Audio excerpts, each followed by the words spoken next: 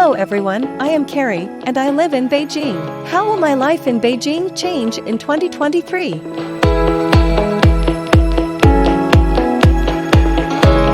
During the Spring Festival this year, ice snow consumption in Beijing is very popular.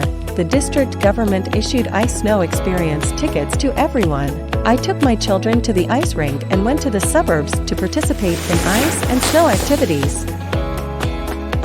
Over the past year, I got used to buying fresh products online, but I still want to buy things for my children offline. According to the Beijing Municipal Government Work Report, this year, Beijing will pilot the construction of 15-minute living circles.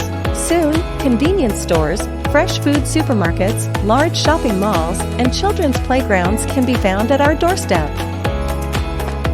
In February this year, the Beijing Municipal Commerce Bureau announced that by 2023, Beijing will strive to introduce about 800 new first stores of domestic and foreign brands. My husband can go directly to a brand store to buy skincare products for me as a birthday present, and there is no need to buy from a purchasing agent online.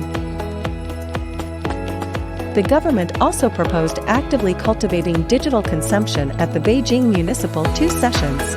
In the future, I can buy more online fitness courses through various apps. This way, it is convenient and efficient to follow reliable professionals to choose aerobics dance through webcasts or online courses. Not long ago, I received a car consumption coupon provided by the district government of Beijing, which can help me save a lot of money. Now it is convenient to take my children out. Strengthening the cross-sector integration of consumption such as business travel, culture and sports is also the focus of Beijing's recovery and expansion of consumption this year. This year, I plan to take my children to the characteristic scenic and cultural scenic spots in the suburbs of Beijing. We can directly book homestays online, eat local specialties, watch cultural performances, and even go camping. Family life in Beijing will be more colorful this year.